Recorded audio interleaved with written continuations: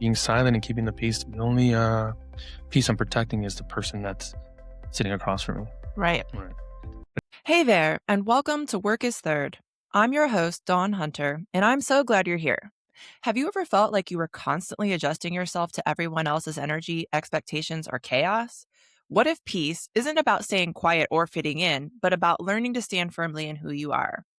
In this episode, I'm joined by entrepreneur, nurse, and wellness leader Rene Rivas for a conversation about living with intention, protecting your peace, and what it means to become the thermostat in your own life instead of the thermometer. Let's listen in. Hello, Renee, and welcome to Work is Third. Hi there. I'm excited to be here, and it's an honor to be on your show, honestly. I'm really glad that we connected and can't wait to dive into this conversation to talk more about the story about how you landed at now running RevIVe Mobile IV Concierge, which is a great experience, by the way.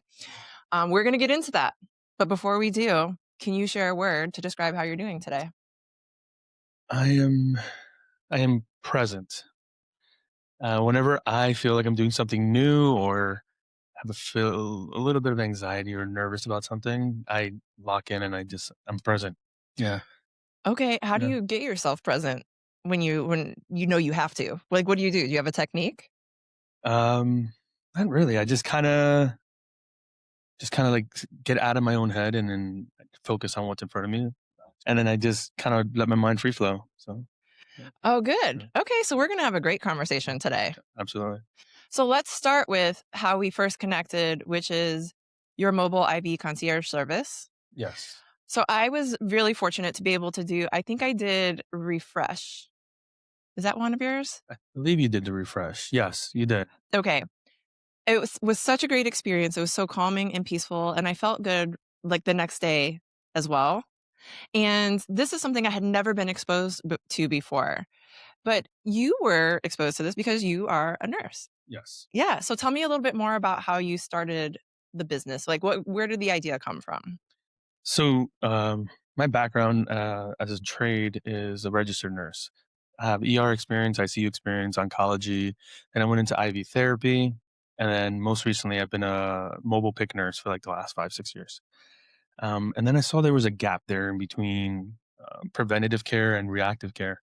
And I've noticed that everything in at least the American medical system is all reactive care. It's once you're already sick, once you're already too far gone, whatever the case may be. Now it's just more of like helping you hold on to the last little bit of I don't know, life you have left, right? So I really wanted to shift the gears on that with my experiences and my services because I believe in being able to live a long, healthy life and even more so quality of life at the end of life, right? Because a lot of the places I was going to was rehab centers, nursing homes, and it just opened up a door and a reality that I wasn't exposed to before being at bedside. Because at bedside, it's more emergency care. People come in, big emergency happening, you take care of them the long way that way. So yeah. You're speaking my language because I have a public health background and we're all about prevention and public health. So what are your things you can do to be healthy in the first place rather than treat yourself when you become unhealthy or unwell? And so I love this idea of being able to treat people and be healthy to begin with. Yes. So I myself have a ton of practices, but just to touch base on when I met you with that bag refresh, um, most of what everybody sees is what they see on the outside, right? So they see if your skin is clear, if your hair is thick, if you're a certain weight or whatever the case may be, right? But all that honestly is just more for like aesthetics and it's more for the beauty aspect of it. It does reflect the inside onto the outside, but we can't see what's on the inside, right? So with my approach to it is mostly everybody has a disorganized gut biome, and they also have unbalanced minerals and nutrient levels inside the body. You can't see it, but we can express it, right? Like, hey, I'm feeling fatigue every day, or I don't know why I get anxiety during this time of the day, or why I feel like depression and stuff like that. But honestly, once you get those levels up and you start balancing, all your vitamins and minerals and nutrients, like you don't feel that anymore. Like your energy starts feeling even keel, mental fog is gone. You can be a lot more present. And then even I believe like the root of like anger and all that comes from like the food and the unbalance of nutrients and everything like that. So some of the things I do personally is I'm not doing it right now, and I should let this one slide. But in every water I drink, I do a pinch of Celtic sea salt and a pinch of baking soda. What? Yes. So mostly the water that we drink. So a little bit of my background on that is I was in the Army National Guard for 8 years, and my specialty there was water purification. So I did everything that was reverse osmosis to put in, all these chemicals and stuff to clean the water, right? But what happens then too is you're actually stripping it of all the minerals and nutrients. So you're just having just pure, just liquid.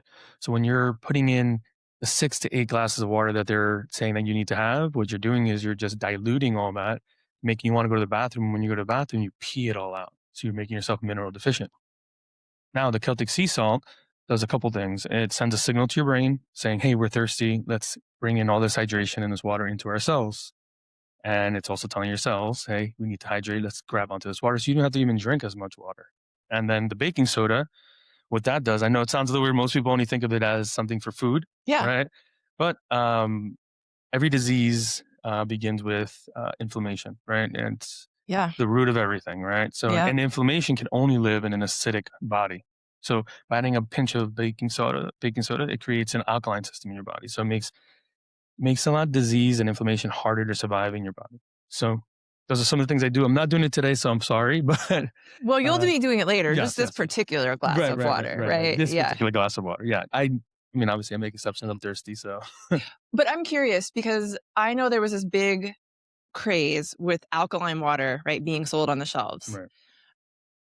But I also have read that that is actually does nothing for you, whatever it is that they're selling. But also, having worked in public health, um, bottled water in general is not as safe and not as regulated as drinking your municipal water anyways, water that comes out of your tap as long as it comes, not necessarily well water, but like municipal water systems. Do you have thoughts on that? Like I just remember I was one of those people. I would buy alkaline water, Right. alkaline smart water all the time. Well, yeah, I mean, here, I mean, labeling it doesn't mean anything anymore, right? And for us as consumers, we see something that sounds great, looks great, so we're like, all right, why not buy it? But as you do more research and you look into it, you start noticing that there's simple ingredients that you could just have at home to add into your things yourself. I feel like by adding my Celtic sea salt and my baking soda, I completely transformed that water, right? Okay. And then I also, I'm not sure if everybody's a huge believer in it, but I am. I speak into my water, right? So I changed the molecular structure of it. There's a scientist, a Japanese scientist, Emoto, who did studies on water.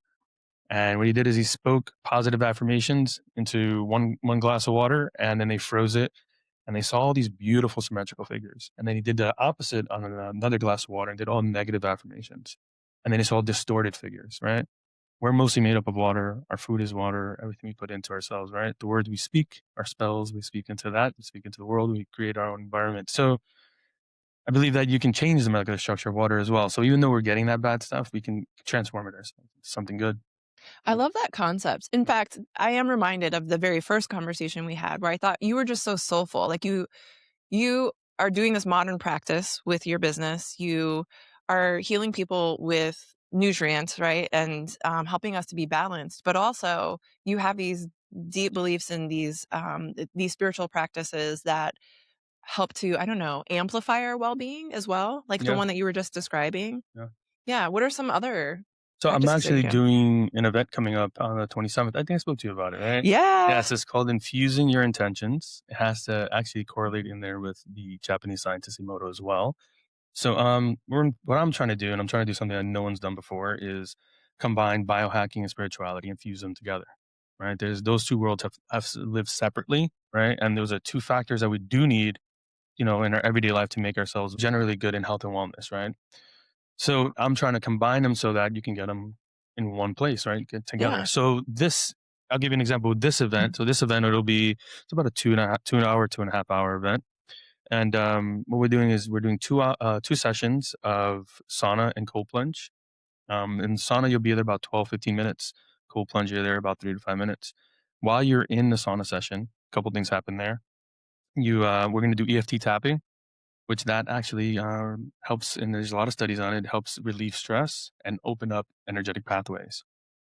And while we're also in there, we're going to be doing sharing. So we share emotions, we share gratitude and things of that, practicing in the space. Because when you're faced with something challenging, like a sauna session, where you're like, your body is in fight or flight and saying, I want to get the heck out of here. It's too hot. Mhm. Conversating takes kind of distracts the fight or flight response. So after you're done with those sessions there, we're going to be transitioning over to another room where we'll have it in like mat style for like yoga nidra style.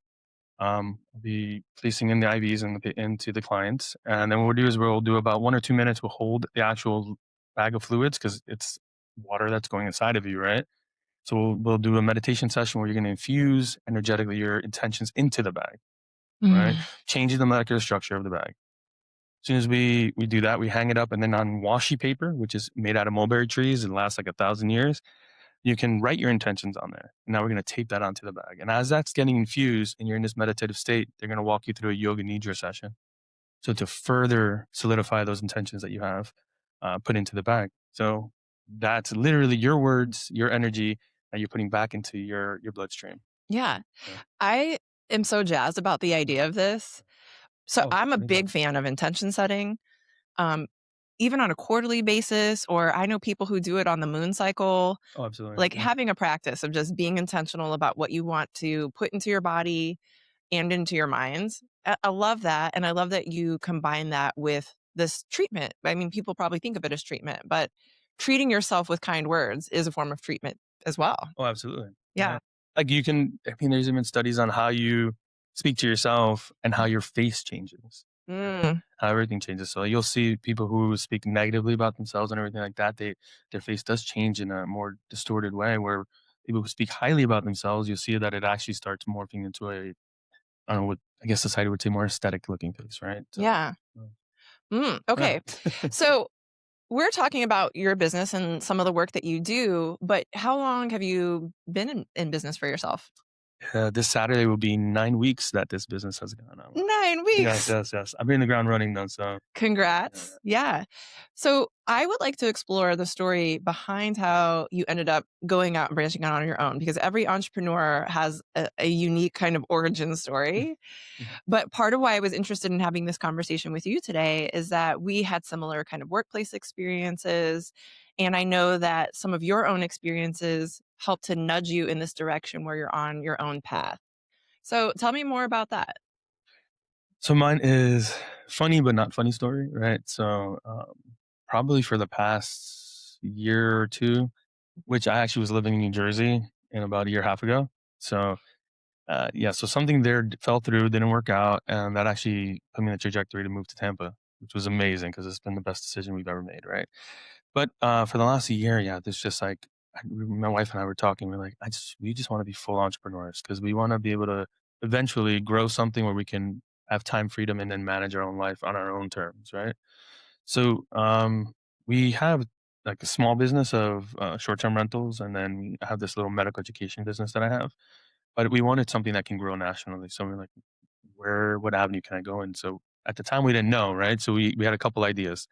So I was working for a mobile IV company, and um, they're pretty heavy on wanting to take up a lot of your time. Mm. That's easiest, nicest way to put it, right? So I was working from like 7 a.m. coming home at like midnight, 1 in the morning. Long days. So I was That's really long. right. So I was leaving before my kids would wake up, and I was coming back when my kids were sleeping, and that was 4 days out of the week. So those extra days, I was trying to allocate towards the business or growing something new. And, my days off, they would try to call me and reach out to me to see if I could work even more. And I was just like, absolutely not. I just can't take my 3 little days that I have. You're taking up the whole other days. I can't do anything. And I can't work out. I can't Yeah. anything for myself. Right. So anyway, so one day I go and I'm going to go service my car, my wife's car at the dealership. And I get a call from my wife and she's like, yeah, there's a woman here with a police officer and what's going on? And I'm like, oh, what's going on there? So I look in my doorbell camera, and I see that she has a logo of the company I used to work for, police officer. So I call the owner and I'm like, what's going on here? She's like, no, it's just not working out. And I'm like, okay, a simple text or phone call. This is not how you handle it. I Yeah. mean, I'm like, there's no reason I gave you that you need to bring a police officer to collect equipment or whatever. So anyway, so long story short on there, that was caught me completely by surprise, right? So I was in the shock factor, but it was a very short shock factor. It was like maybe like 40 minutes. Because then it just hit me. My wife and I looked at each other and was like, this is the opportunity to become an entrepreneur, like completely. Mhm. So, serendipitous, message from the universe. I listened. And what's funny enough is I go to this place called Kodawari where I do my contrast therapy. I do my sauna and cold plunge there. Amazing community, love it there, and I know the schedule inside and out. And I'm sitting there, maybe like an hour or so after this whole thing happened, and I see that there's a new sauna session, and it's called Sweat Equity, and it was completely made for just business networking. Right. Oh. And my wife was like, you got to go. Just go to it. Right. I'm like, okay. I go to it. It's like, I think it's like a serendipitous thing for me because I'm like, all right, I just got laid off. Same day I go over here and I go and I pitch my ideas. Right. And, they're great guys, great women there, and everything like that. And they were giving me the very conservative answer of, saving up and doing those kind of things. And I guess this is like the Jersey boy in me. I was like, well, these people know who I am, right? And none of them really did. I'm meeting them for the first time, some of them, right? So I was like, okay, cool. I'll take your, I take your advice in my mind with a grain of salt, right? It's like, all right, so I'd go save up for a couple of years and then I can start my business. So I set a goal for myself. I'm like, all right, it was on a Friday, and I go, all right, next Friday, I'm going to have an investor for this. And I'm calling everybody and everybody I know to like connect me with, see if I got the conversations and everything like that. And then by next Wednesday, somebody heard me and they believed in me and they invested in me. So by the time I got to the next meeting on the Friday, I had an investor for this idea that I had, which is now actualized. And then the same thing happened again. They're like, all right, well, it takes some time to get it off the ground. And I'm like, all right, well, these people still don't know me. It's like, all right. And then I did everything from the legal aspect of, getting a medical director, all those other things. And I did it in 6 weeks, right? Which was 8.5, almost 9 weeks ago. Yeah. Right. And then I've launched from there. And ever since then, I've hit the ground running. I made my connections and I'm starting to see the compound effects now and it's feeling great. And my vision is actualizing itself, and every timeline I'm hitting it sooner than I'm supposed to. So it's all working out great right now. Yeah. Yeah. I love serendipity and I love being able to see those connections as they're being made. Right. But the first thing I want to say is that I really appreciate you sharing your story about your former job because I think in our culture, a lot of people don't talk about negative work experiences. And I think there's probably some degree of shame or guilt around being let go, being laid off, leaving a bad situation. But I want to normalize talking about like, we have those experiences and we have some power over what we do next. Absolutely. We have total power over what we do next. And in this case, you followed your heart, you followed your intuition to do this thing that you were interested in doing and passionate about. And you followed those opportunities that presented themselves, which is really amazing. So, how has it been in the last 9 weeks? Like, how are you, not the business itself, but how do you feel like you are growing? Yeah. So at least before this, I used to always meet a challenge or adversity or any kind of speed bump in life with like, why did it happen to me? Right. And then as time went on and more of those experiences came, I actually started getting excited when they were happening. Reason being is because I knew every time on the other side of that, something more beautiful came from it. So Mm, when that happened, and I told you I had such a short time of reflection, it was because I was like, all right, something greater and bigger is about to happen because this just is not in alignment with me. There's a reason why I got taken out of my life and I had no control of that. So I've learned a lot about, like anytime I feel like any kind of challenges or any kind of speed bumps that I get excited for it now, or I used to not. So that's something great that I've learned through this process, especially that I've fine tuned that. But I will say that I had an early moment, I guess, what people would consider, I guess, a breakdown, right? And I think most people, at least in business or entrepreneurship, feel that years in, right? And I guess I have a mentor, and she had told me that I'm experiencing everything so much sooner, which is great because I'm being very what she considers aware and present and very reflective, and I move a lot faster than waiting for it to hit me. Rather, I catch it before it does that. So about 2 weeks into launching this business, I had like no bookings, right? Like zero bookings, and I had put like all my eggs in one basket. And Yeah. and then on top of everything, I had, I have 3 daughters, I have a wife, my wife stayed home, my kids are homeschooled, and, the weight of the world felt super heavy at this time. Mm. So, I was in the middle of dinner, and I'm just talking normally how we normally talk to each other, and in the middle of the sentence, just started bursting out crying. Mm. And I couldn't hold it, right? It was one of those cries that you just can't hold back, and I didn't want to, right? So I just let it go as like a release. It was almost like those old school like water heaters that sometimes you just needed to like release some of the air and then you get it back working again. Yeah. Right. So that's what I was. I was just like an overheated steel heater that was against the wall. You just needed to release some of that. My wife looked at me and she was just like, "This is your moment to be completely honest with your kids and tell them exactly how you're feeling and why you're feeling that way." I Mhm. took that opportunity and I let them know.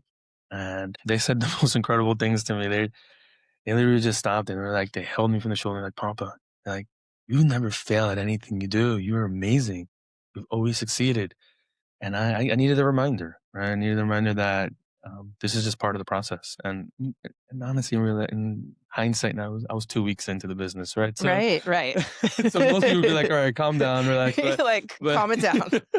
but I don't calm down, right? So like I hit the ground running. I go and because I do that, I feel like I am where I am now and I feel great about it. But even so then like the next morning, um I tried working out at home and 2 minutes into it, I still had some of that sludge on me and I'm like, "All right, I gotta shake this." So I went over to go to wire where I do my contrast therapy and I kind of emotionally dumped there. And I used the heat and the cold to kind of reshock my nervous system and everything. And the community showed up. They showed me love. They hugged me.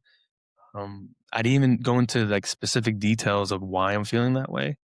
And another fellow friend that's an entrepreneur, like at the end of it, we talked aside, and he goes, "You're going through the entrepreneur blues, aren't you?" And I'm like, "You can tell." He goes, "I've been there. I've been there." He goes, "No worries, part of the process." Um, so then that same day, I went home and I'm like, "All right, let me do things for myself." And what I did is sometimes I have like a dance party with my daughters. We had a dance party. Yeah. Yeah. And then we have a ritual, my wife and I, right? So at nighttime, almost every night, we'll like go in the backyard while the kids are either asleep or they're hanging out. They're hanging out and playing or something like that. And her and I will go in the back and we'll reflect on the day or reflect on life. We'll see where we can hold space for each other or where we need to hold some of that weight for each other sometimes, right? So that conversation was very, very deep. It was very reflective. Very next day, I woke up to a text message from one of my community members over at Kodawari, and he took a picture of the sunrise, and he says, "Thinking about you. Love you, brother. You got this." And it's Mm. just after doing those little practices, like all this weight washed off and my motivation came back. So it gave me a reminder that all the practices that I used to have before going full entrepreneur, I completely let go. And I need them back in my life. So Mm. being present with my kids, grounding outside barefoot, working out, being more reflective with my wife, leaning on my communities that I go to, and and it reminded me that if I'm gonna have a balanced life, I need to put these practices first before draining myself completely into a business and just dumping everything there because it's I'm gonna burn out too fast and it's not gonna work. I say this all the Yeah. time because I've been there where I was burned out, Mm. and all of the things that I love that keep me balanced and whole, I let go of. Like, the more Yeah. stressful work got, I stopped doing things. I stopped going to yoga as much. I stopped eating on the same schedule even, or did less meal prep, and these are practices we have to keep, like you say, to stay balanced and healthy. And the thing that rises to the surface for me and what you're saying is connection. Absolutely. Right? Yeah. It's connection with your wife, connection with your community, recognizing that we survive hard times by connecting with each other. Like, that's how we get through it. We have the people who in our lives who will lift us up in material ways, but also who can lift us up spiritually, mentally, emotionally, and being able to call on them or even just be vulnerable with them. Like, you sharing your story openly and being vulnerable, like, that's how we connect with other human beings. 100%. Yeah. I mean, that's something I guess people have asked me too recently, like, what is one of the most major things you've been focusing on the last few years? And mine has been vulnerability. And I realized that with vulnerability comes authenticity. And with authenticity comes confidence. right? Yeah. Because you're no longer worried about the judgment. You're no longer worried about how you're going to be viewed, or a nice saying I like to say too is like, if I enter a room, I used to be a thermometer, right? I would feel the energy, feel the gauge, the temperature of the room, and then make myself adapt to it and become whatever the room is. Where to now, I'm more of a thermostat, right? Mm. So I go and I adjust the temperature how I want it to be, right? Because I want it to be a loving place, a kind place, a place where we can laugh, a place where we can be vulnerable without judgment, a place where you feel seen and you don't feel alone, right? So that's a temperature I'm always going to adjust it at. And there's always going to be people coming over trying to touch my thermostat, and there's a nice little lockbox around it. So I have not heard this analogy before, but I love it. thank you. But I also am thinking sometimes you have to be the thermometer and sometimes you have to be the thermostat. Yes, and I guess in reading the room, engaging the room, that kind of stuff. Yeah. Well, I was thinking this week I've been really struggling. I've been tired. I've been sleeping okay. I have felt like I had too much peopling going on. Mhm. I and, know what you mean. and so I've still gone to do things, but I don't know that I'm showing up, necessarily as my best self. And I think then I'm the thermometer because if I go into the room and everyone else has got this great positive energy and they're connecting, then I have to check myself and say, okay, I need to bring my temperature up to this level. I hear you saying, yeah, yeah, yeah. But again, that's you adjusting your thermometer. I mean, your thermostat, right? Okay. Yeah. Right. Yeah. Oh, I like that. Yeah. It is important that we stay even and know who we are and what is valuable. We know what we value, Mhm. and hold steady to that and not just constantly be responsive to what's going on in our environment and what's going on with other 100%. people. 100%. Yeah. Like, all right, so I'll share one, and again, I never name names and that kind of stuff. But so there's a session, right? And in one of our sauna sessions, and this question got brought up, and if, I guess everyone's heard this question, and honestly, to me, it's like one of the most annoying questions ever. But I whatever, I engage, right?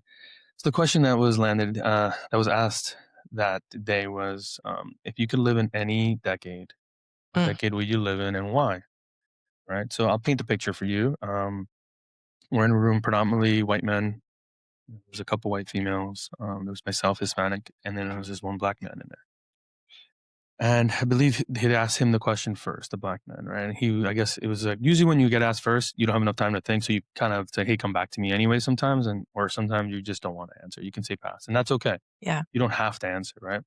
So he said, I'll come back to me. So everybody's giving their answers of, the 20s and 50s and 70s, whatever the case may be. Mhm. So it gets to me and I answer the question and I say, it's the present moment. Because at presently is when people have the most rights, people have the most opportunity to speak up for themselves.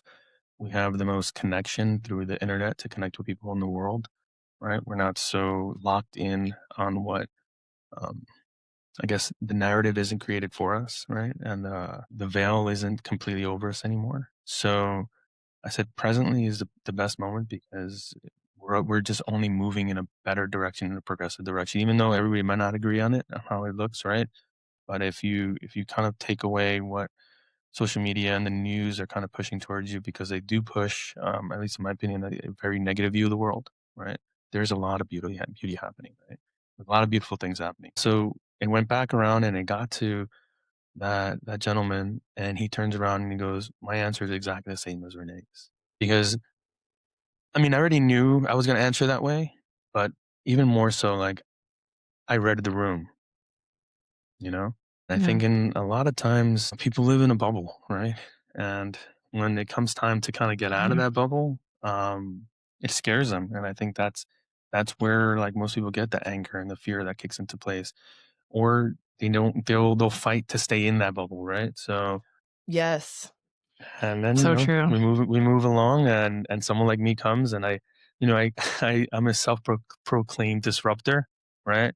Because if I don't agree with something in the past, I was taught growing up that being quiet and being silent is what's keeping the peace. And I was like, as I aged and as I had my experiences, I really realized that being silent and keeping the peace, the only peace I'm protecting is the person that's sitting across from me. Right. Right. But now as if I speak up and I stand up for my morals and values. I'm protecting my peace. Yes, there might be some confrontation, but confrontation needs to be had in certain situations. It does. And in that one, they had to. And I could feel the shift in body language. I could feel a shift in the room.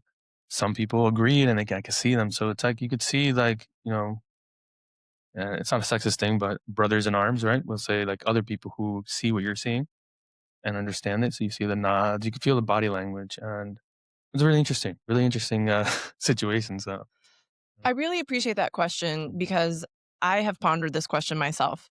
I was obsessed with castles and kings and queens and princesses and all the things, and I was really intrigued by like medieval England. And I used to say I would have loved to live during that time period. But the reality is, people who look like me would not have been the kings and queens and no. princesses, and right? It Well, it wouldn't have depends been how great. far back, I guess because it depends on how far back you yeah, go yeah, yeah. and where in the world we're Right, talking about, right, right. right? We're talking about the Moors and that kind of stuff. That's Yeah, different, right? But we're talking about what we're being taught in what like we're being taught, U.S. history books, right? So right? it's like different. Yeah, where The we stories that we get told right do not involve Black and brown people in positions of power. never.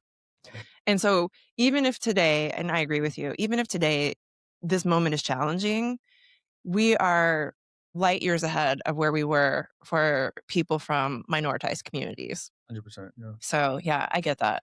I get that. And like, I don't think when you're in the dominant culture, like, you just don't think about those things. Right. Yeah. Then like it goes back to like your work, right? So like, how is your work going to help advance that, right? Yeah. Okay. Well, I want to talk about disruption Yeah. Okay. because I love being a Okay. disruptor. Good. Good. Yeah. Good. Yeah. All So right. when So do I I. think of work, I'm Yeah. like, my work is to disrupt. Right. I started this podcast because I wanted to change the conversation about work. Like you said earlier, you don't have to answer the question. How many people feel like if someone asks them a question that you have to answer it? You don't. No, you You don't. can set boundaries around these Right. things. And I want to have this conversation, normalize having conversations where we say it is okay to protect your own peace. It is okay to say no. It is okay to set boundaries. It's okay to quit your job, go do your own thing, change careers, any of those things. Like you are with yourself your whole life. Like you don't have to live it according to someone else's standards. And so for me, that's my disruption. Um, Yeah. Like there's a saying that they say in the sauna sessions a lot where they say you can participate some, all, or none, and it's all okay. Right. mm, yeah, So if you want to get like if somebody asks you a deep question and you don't feel like going deep that day, you just give a little bit of it, or can go super deep. Or if you're in one of those places where you're just kind of, I'm here to be more of an observer today. yeah. So you pass. So I go to Body Electric Yoga Studio, and one of the things I love is that they practice flow your own way. Mhm. And I really like that because some yoga practices are very traditional and you do the moves and you do the flow in the way that it's prescribed. But I like that you can engage in the practice however you want. If you want to lay in Shavasana for half the class, you can do that.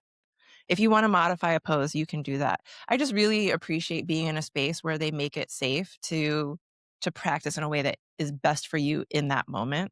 Because I think it also teaches us to be attentive to our bodies Yeah. and what we need in a given moment and not just, going with the flow, going with other people's expectations, following the rules all the time. That's also a good time to have a conversation and challenge your ego, right? Because at least for me, I always have a really huge challenge with my ego in those spaces because I'm the kind of person that there'll be this contraption of a move in a yoga class and I know I can't do it, but I'm going to still try to do it instead of just like, so instead, like there's like a crane pose or something like that. And then I'll still do it just because I'm like, I'm going to get this no matter what. Right.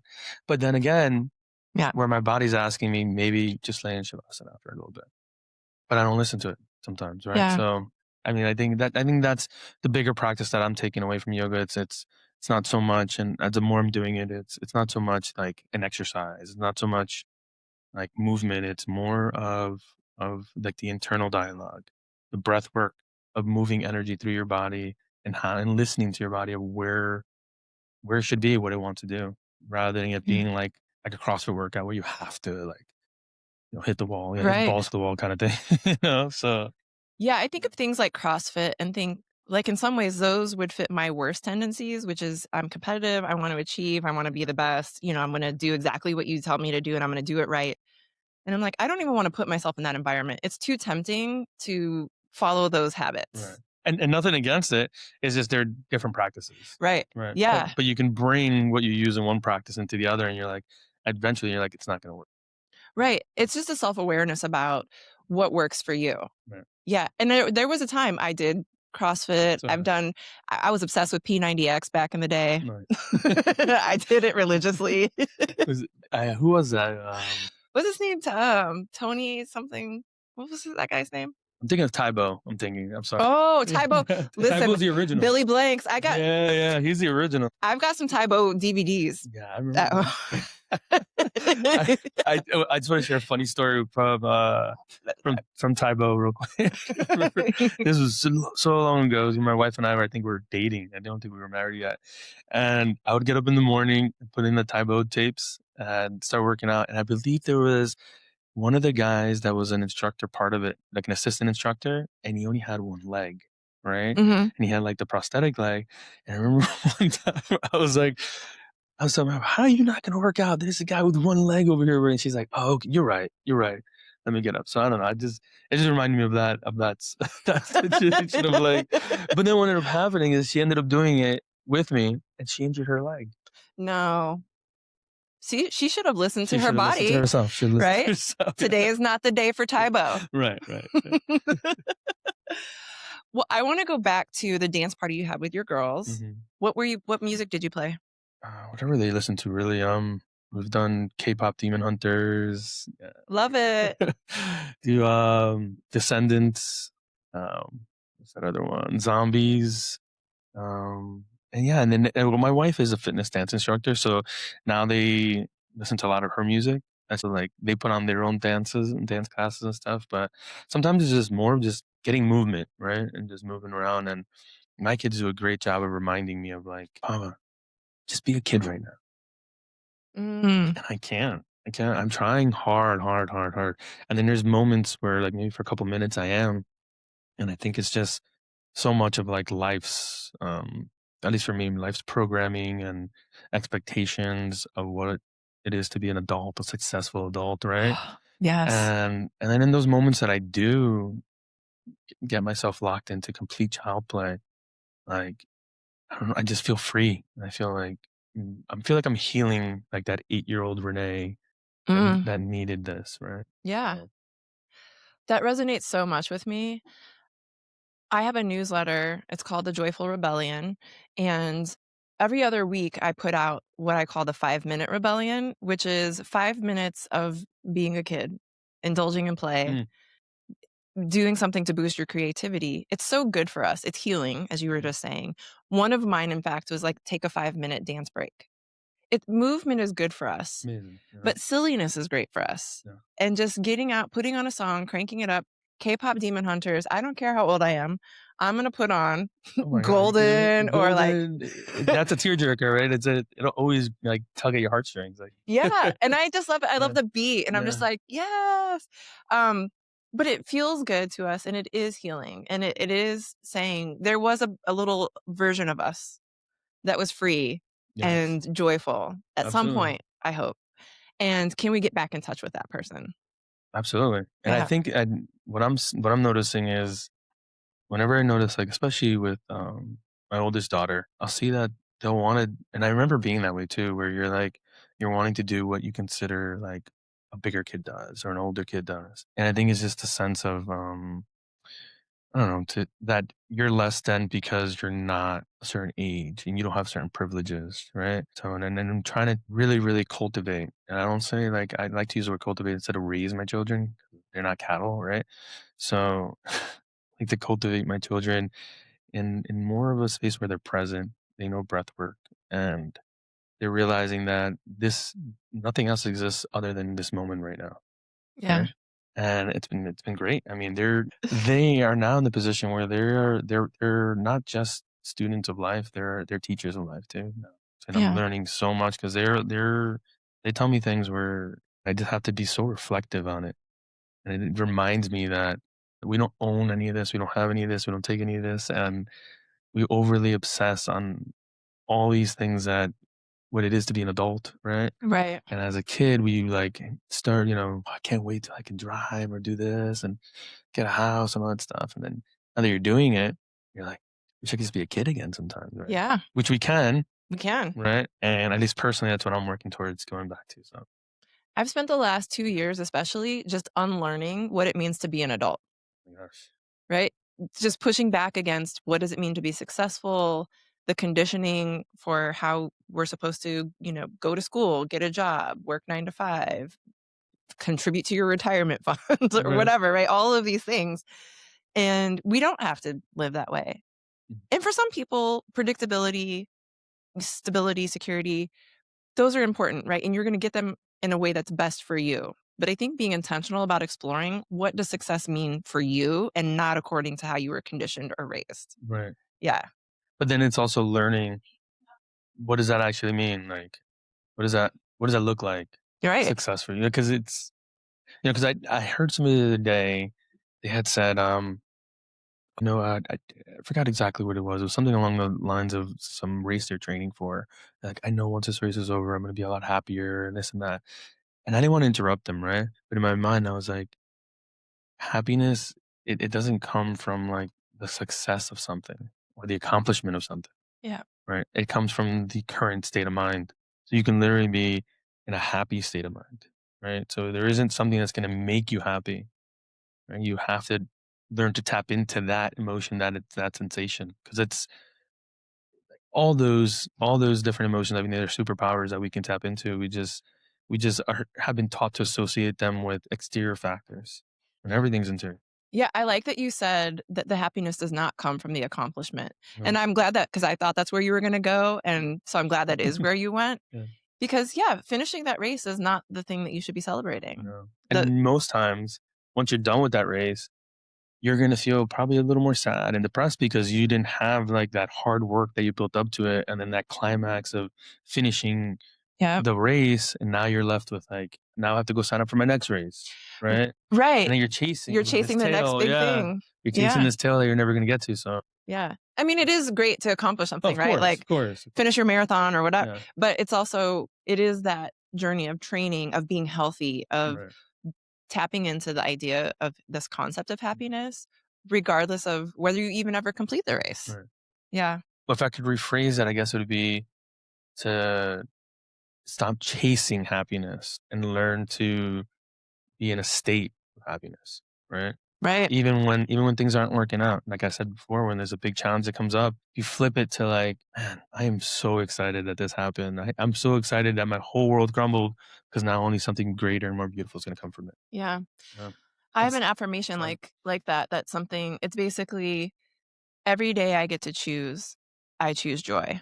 Yeah, And is everything perfect every day? Absolutely not. This week has been a struggle, but every day I choose joy. yeah, I love that. Yeah.